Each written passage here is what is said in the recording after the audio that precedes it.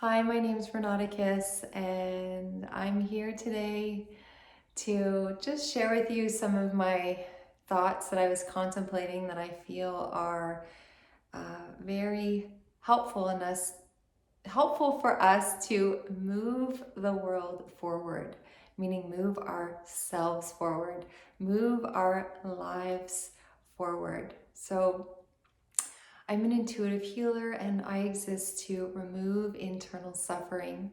So, for those beautiful souls of you who are ready to heal and to overcome and transcend any limitations that you're facing in your life, and to really become fully embodied souls living from that place of alignment with your higher self, I am your guide. I am here to guide you to come to that place. But today, what I wanted to share with you is actually a quote out of a book that I didn't write, but touched my heart, and it's called The Life I Didn't Notice. Oh my goodness, you can see all the tabs I have on this book, and it's written by Gerry Visca. So I did help to write the coaching guide that goes along with this book, The Life I Didn't Notice, and I wanted to share with you a beautiful quote or passage from The Life I Didn't Notice today and just share with you some thoughts around that. So, and again, this is all about how do we move our lives forward, right? Especially in this last year and a half with the pandemic and all the challenges that we have faced. It has really been a time of deep reflection, right? I think all of us, having been quarantine at home for weeks, months, this is a time where we really get to know ourselves, and maybe those parts of ourselves that maybe we're not proud of. Maybe there's some things that are showing up for us that we haven't dealt with, and they're becoming louder and louder. In other words, more and more uncomfortable.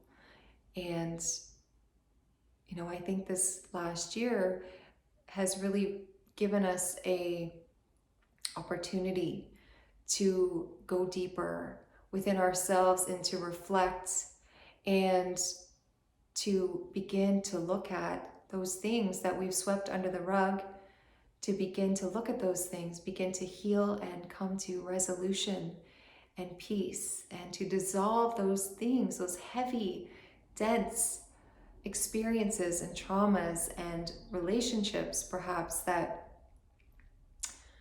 haven't been serving us, to begin to deconstruct and unlearn things that are no longer serving us. And now it's about, not just deconstructing, or dissolving and coming to a place of forgiveness and peace for ourselves, because we're the ones that suffer, right?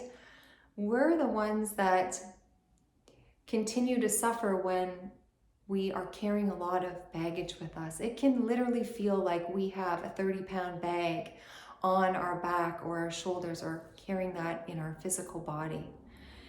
And so it's no surprise that as we age and we get into our 40s, 50s, 60s, if we have not unpacked any of that stuff or resolved any of it, we literally are weighed down. We feel heavy. We feel disconnected. We feel out of sorts. We feel like life is hard. This isn't how I thought it was going to be. So I invite you to consider, and I hope that in this past year and a half you have begun reflecting and questioning some things in your life that perhaps need resolving or need changing or need shifting. Not because I'm saying it, but because something within you is telling you. Your soul is whispering to you. Your soul is wanting more for you. And it's wanting more for you because you are more. You are more than you think you are in this moment, in this physical body, in this moment, in the reality you are living. You are so much more than that. You are more than your physical body. You're more than the emotions that you feel each day. You're more than the thoughts in your head that spin around, right? And chatter around in your mind. You're more than all of it, more than all of it. So I just invite you to think about this next year, these next few months, and ask yourself, what can I do to move myself forward, to move the world forward? And really, by moving yourself forward, you can begin to move the world forward and make a difference in the world. But it all starts with self. It all starts within. So what I wanted to share with you about this passage in, again, this book, right, that I was talking about that touched my heart when I first read it. It made me laugh out loud, and it also made me reflect. It made me cry. So I highly recommend reading it. And I was so captured by it that I, was able to connect with the transformational novelist Gerry Visca, and I really shared and expressed how I felt about that story and what transpired within me. And I started sharing that story with others, and it's amazing how just a story we start to see ourselves in the character. And that's what happened in my really reading of the novel, is that I began to see myself as Lily, and so many other people have too. And that led to me becoming so passionate about the insights that are shared in that book, because I'm an intuitive healer. I've been on a healing journey that is my soul's path, and I have been on this spiritual journey for quite some time now. I'm a fully awakened soul. I know and remember who I really am. And I am here now supporting and sharing, what I remember and the gifts that I remember to with others, so that they too can feel and remember who they are. And so I became passionate about that story and how it impacted me, and how it began impacting others that I was sharing with. And I was asked to write in the coaching guide, The Life I'm Meant to Live. And so I'm going to share a passage with you from the actual book, and then I'm going to share with you some insights that I have about a passage in this story. So this is the passage that I want to read to you. And in the novel, it's on page 162. So if you end up reading the book, you can reference this. So every moment is a choice of love or fear. I must choose, surrender to the path, the one that led me here, to the end of the line, a new beginning. A defibrillator, why can I not say that word this morning? But that's, what I love about this is I'm perfectly imperfect. As my great, awesome friend, an incredible meditation expert that I know and love, Angela Conkin, she always says, perfectly imperfect. We can be perfectly imperfect. And that's exactly what I am in this moment. So a defibrillator, noticing the gift of my one precious life. So I'm going to read that passage again.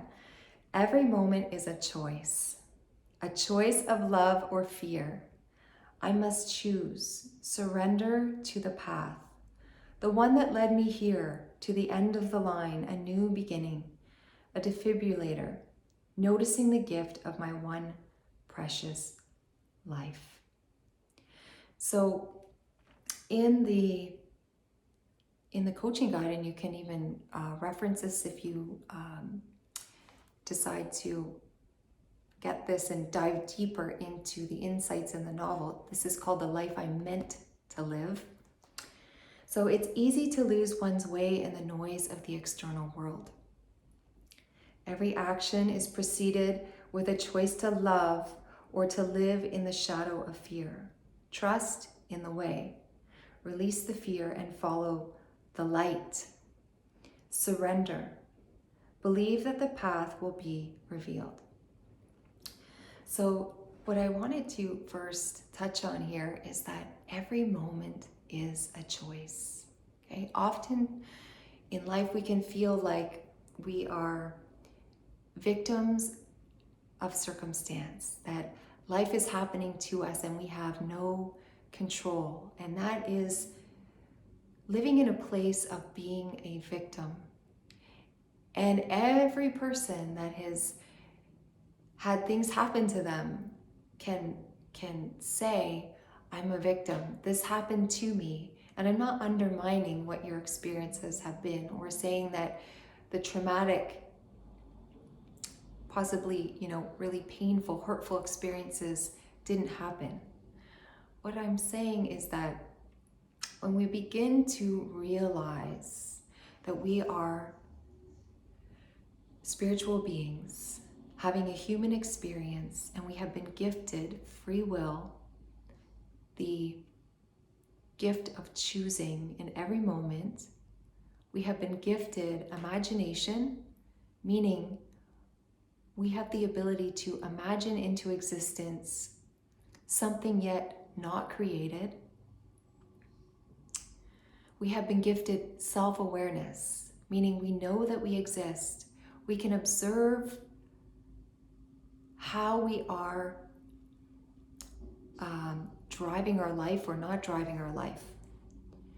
There's a part of you that is a conscious you. It's what I like to call the master of your ship. It's that part of you that's sitting behind your eyes, that's observing, and that has the ability to step into and claim and take back your power by choice, by choosing consciously in every moment. So it is when we choose, by not choosing, this is still a choice, right? So when we don't choose something, or we think, well, I'm just going to ignore that. I don't really want to deal with that subject, or I don't really want to deal with the situation. I'm just going to ignore it. That is still a choice, and it still has consequences. And the universe will show us those consequences. It will mirror to us what we are ignoring, right? So when we ignore things, or when we're afraid of something, it persists. It keeps showing up in our life until we face it, right? Face the fear.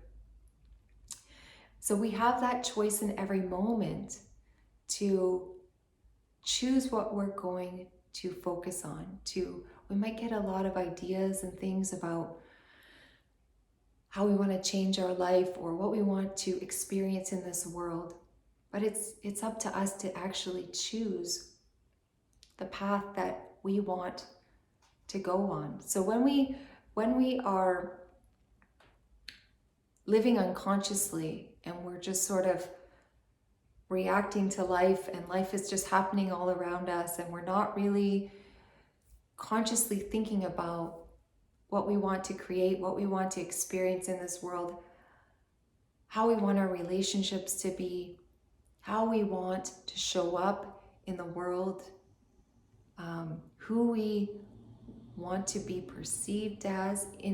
I don't mean trying to pretend to be somebody you're not, but showing up authentically, right? When we begin to decide who are we and connect to who we truly are within, then that's when we begin to connect with all that we are, our uniqueness, our unique gifts, and we can begin to connect with our purpose and enjoy life and feel fulfilled and experience more joy and share our gifts with the world. So I love this passage just because, again, it's emphasizing, right? Every moment is a choice of love or fear. So do we choose to respond with love, or do we respond with anger or frustration in the moment, right? All those little decisions add up.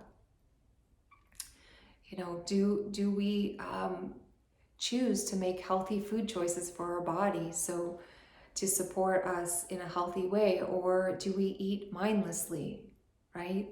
So there's all these ways all these opportunities for us to choose in the moment every single day to begin taking back our power. The other thing I wanted to say is that the ego, right? The ego likes us to be lazy and not make conscious choices, because that's how we originally started. That's how those original automatic response programs started to be formulated and to be turned on when we choose to just live unconsciously. So when we start to begin making conscious choices again in every single moment, this puts the ego and those automated programs in the background, right? And of course the ego will fight us on it. It will try to talk us out of it and say, like, you can't do that. Why are you trying to do that? Why are you trying to make all those decisions? That's really hard. And it's much easier if you just do it this way. It's like, it will come up with all kinds of reasons why you can't do something, try to talk you out of it, of course. And it'll come up with all kinds of reasons why you can't become more than you are right now.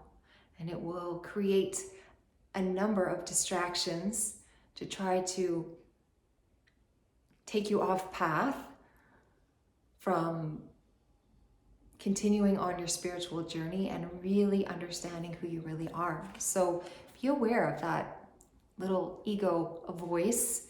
It's not the voice of your beautiful whispering soul. It's that negative chatter that is going on. It's like there's two sides happening here, right?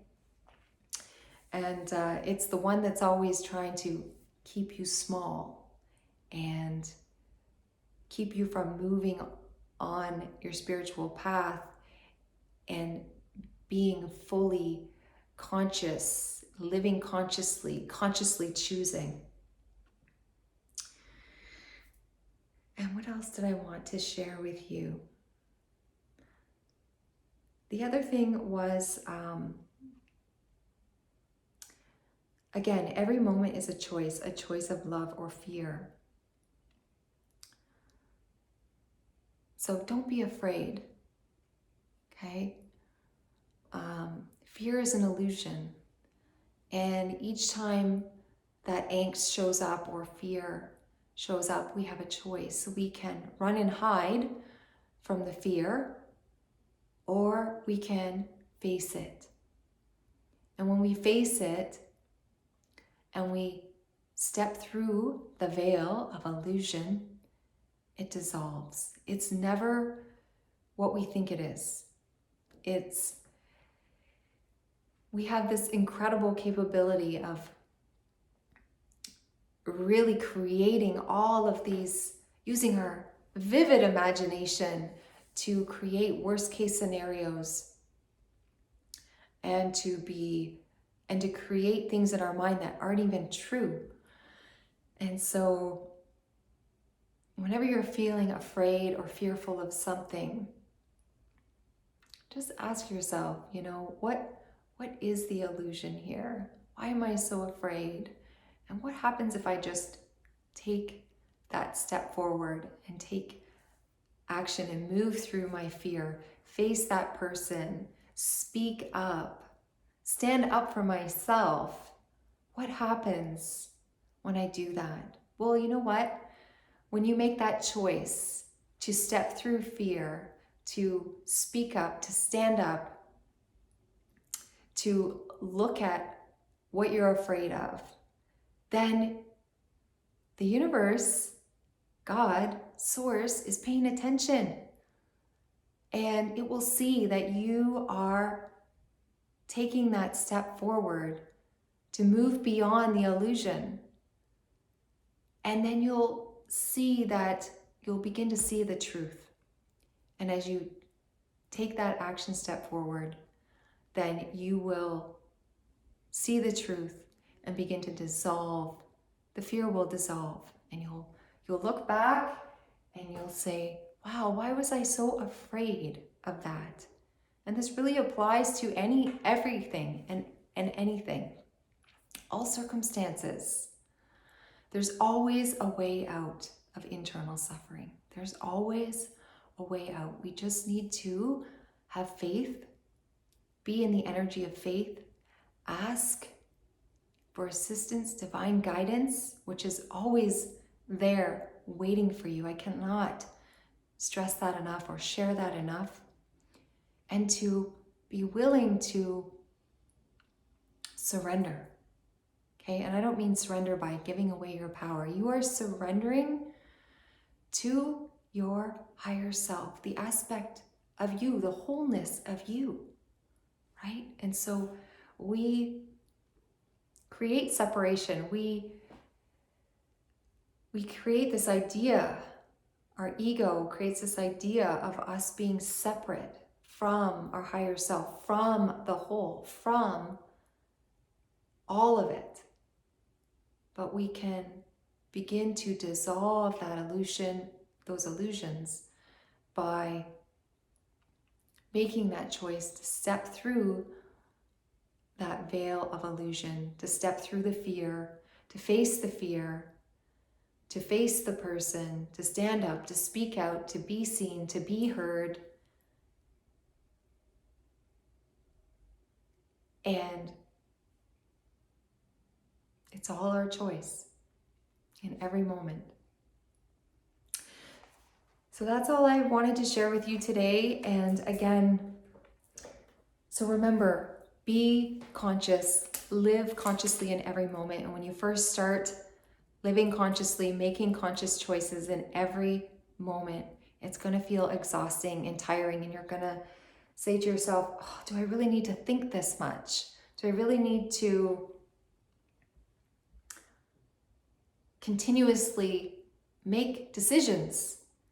It will seem hard because we were lazy. We stopped doing it. And that's why we have so many automatic response programs. And so in the beginning, it will take some practice, right? To just live consciously. Living consciously is a practice until you become so aware that you would never not live consciously. You'll become so aware of what it means to live consciously and what it means to be fully stepping into and utilizing the fact that you are a conscious creator, creating your life experience in every moment. You just will come to a place where you would never want to be anything less than that, because it's so powerful and so incredible to come to that place of creating something in your mind, having it come through you from the spirit realm, an idea, that inspired thought and having it touch you in a way where